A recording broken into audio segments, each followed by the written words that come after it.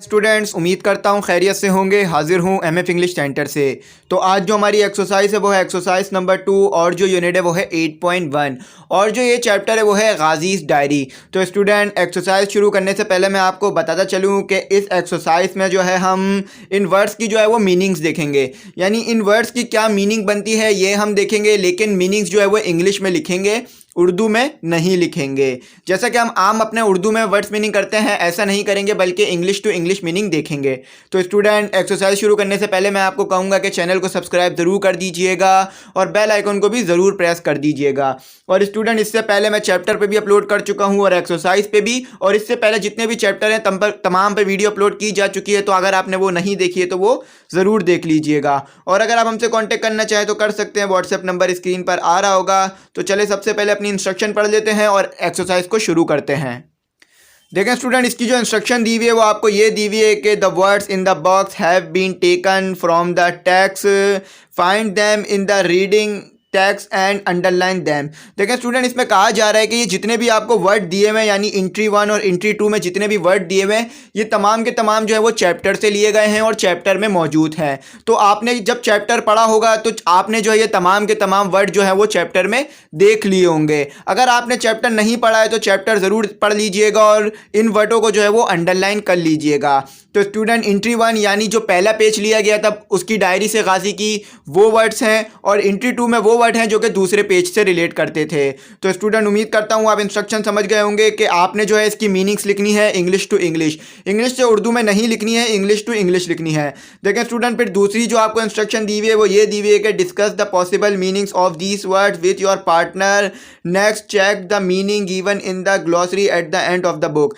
यानी फिर आपने जो है अपने पार्टनर के साथ मिलकर इसकी जो है मीनिंग को सजेस्ट करना है या इसकी मीनिंग्स को सोचना है, और उसके बाद आपने क्या करना है, आखिर में जब आप इन सब की मीनिंग्स लिख लेंगे तो उसके बाद आपने ग्लॉसरी से चेक करना है कि आपने सही लिखा है या नहीं लिखा है। तो स्टूडेंट, बहुत ज़्यादा सिंपल है, कोई ज़्यादा मुश्किल काम नहीं है, बस इसके मीनिंग लिखने हैं और अपनी नोटबुक में कर लेने हैं। तो चलें स्टूडेंट, इन तमाम वर्ड्स की जो है मैं बना चुका हूँ, मीनिंग निकाल चुका हूँ, तो वो मैं आपको दिखा देता हूँ। देखें स्टूडेंट, आपको जो पहला वर्ड दिया हुआ है एंट्री 1 से वो है डेस्परेटली, और इसके जो मायने होते हैं वेरी मच, यानी बहुत ज़्यादा, यानी किसी चीज़ का बहुत ज़्यादा हो जाना या किसी चीज़ को लेकर बहुत ज़्यादा फिक्रमंद हो जाना। तो डेस्परेटली का मायने होते हैं बहुत ज़्यादा, वेरी मच। तो उम्मीद करता हूँ आप पहला समझ गए होंगे। अब अपना दूसरा देख लेते हैं। देखें स्टूडेंट, हमें जो दूसरा वर्ड दिया हुआ है वो दिया हुआ है सिबलिंग्स, और सिबलिंग्स के मायने होते हैं ब्रदर्स एंड सिस्टर। यानी जब आप बोलेंगे ना बहन भाई, तो बहन भाई के लिए जो आप लफ्ज़ इस्तेमाल करेंगे वो करेंगे सिबलिंग्स। जैसा कि गाजी ने भी अपनी डायरी में किया था और अपने बहन भाइयों के बारे में बताया था कि वो और उसके बहन भाई और उसके अम्मी अब्बू जो है वो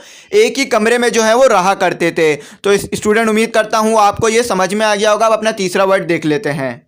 देखें स्टूडेंट, आपको जो तीसरा वर्ड दिया हुआ है वो दिया हुआ है कम्यूटिंग, और कम्यूटिंग का मतलब होता है एक जगह से दूसरी जगह ट्रैवल करना या चले जाना। देखें यहाँ भी आपको लिखा हुआ है ना, travelling from one place to another, यानी एक जगह को छोड़ना, जहाँ पर आप रह रहे हो उस जगह को छोड़ना और किसी दूसरे जगह पे चले जाना। तो ये जो है कम्यूटिंग का मायना होता है, और ये भी जो है आपको चैप्टर से ही रिलेट करता है। तो स्टूडेंट, उम्मीद करता हूँ आपको तीसरे का मायना समझ में आ गया होगा। अब अपना चौथा देख लेते हैं। स्टूडेंट, हमारे पास जो चौथा वर्ड है वो है क्रेडिट, और इसका जो मतलब होता है वो होता है उधार ले लेना, यानी किसी इंसान से जो है बगैर पैसे दिए जो है वो चीज़ ले लेना और पैसे जो है वो बाद में दे देना। तो इसे हम कहते हैं क्रेडिट। और क्रेडिट जो है यानी आप उधार जो है वो बैंक से भी ले सकते हैं, किसी इंसान से, अपने अम्मी अब्बू से, कंपनी से, तो मुख्तलिफ जगह से जो है आप उधार ले सकते हैं। और इसके अगर आप मायने देखें तो इस तरह से लिखे हुए हैं कि sell something for which the buyer pays later, यानी कोई चीज़ जो है किसी को दे देना और लेने वाला जो है वो पैसे बाद में देगा। इसका जिक्र जो है आपको गाजी ने जो है अपने उसमें किया था पहली एंट्री में, कि गांव के जो शॉपकीपर होते हैं, यानी गांव के जो दुकानदार होते हैं, वो लोगों को जो है वो फ्री में चीज़ दे देते हैं और बाद में जो है उनसे पैसे ले लेते हैं। मतलब फ्री में देने से मुराद ये है कि उस वक्त तो बगैर पैसे लिए दे देते हैं, लेकिन बाद में जो है उनसे पैसे ले लेते हैं क्योंकि वो उनको जानते हैं। तो उम्मीद करता हूँ आपको चौथा जो समझ में आ गया। वो अपना पांचवा देख लेते हैं। स्टूडेंट, हमारे पास जो पांचवा वर्ड है वो है गॉसिप्स, और इसका जो मतलब होता है वो दूसरों की लाइफ के बारे में बात करना या दूसरों के बारे में बात करना। और आपको यहाँ पे भी लिखा हुआ दिख रहा होगा stories about other people's life, यानी दूसरों की ज़िंदगी के बारे में बात करना या दूसरों की कहानियों के बारे में बात करना। तो उम्मीद करता हूँ आप समझ गए होंगे। छठा जो वर्ड है हमारे पास वो है डिवाइसेस, यानी डिवाइसेस यानी जो हमारे पास मुख्तलिफ डिवाइसेस होती हैं। हमारे पास मोबाइल एक डिवाइस है, हमारे पास कंप्यूटर, लैपटॉप, तो ये भी एक जो है वो डिवाइसेस हैं। तो इन्हें जो है हम डिवाइसेस कहते हैं।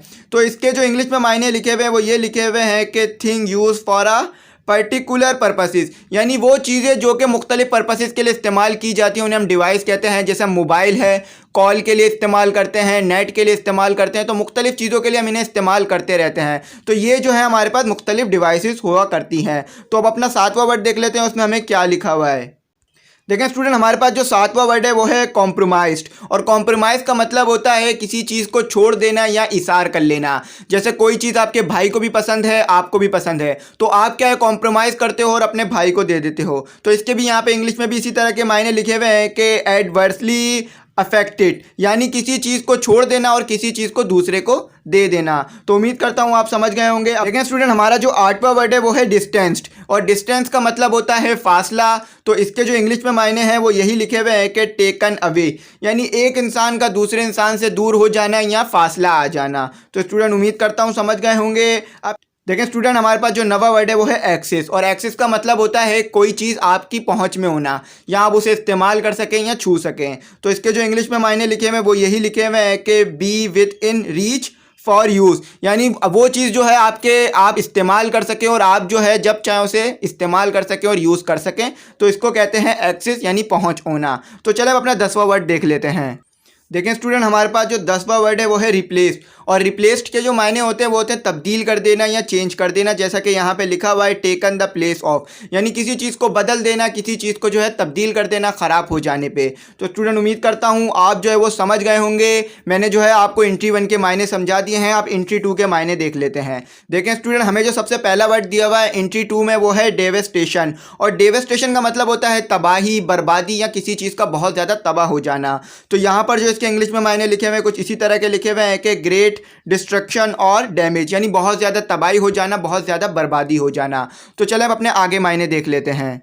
देखें स्टूडेंट, हमारे पास जो दूसरा वर्ड है वो है हैवॉक। और इसके भी मायने कुछ इसी तरह के होते हैं कि किसी चीज़ का तबाह हो जाना या बहुत ज़्यादा डैमेज हो जाना। तो जैसा कि आपको लिखा हुआ नज़र आ रहा होगा, ग्रेट डैमेज और डिस्ट्रक्शन, यानी किसी चीज़ का बहुत ज़्यादा तबाह हो जाना या बहुत ज़्यादा किसी चीज़ को नुकसान हो जाना।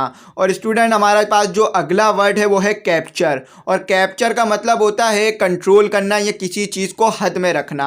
तो देखें यहाँ पर इसके यही मायने लिखे हुए हैं, गेट कंट्रोल ओवर समथिंग, या किसी चीज़ पर कंट्रोल रखना।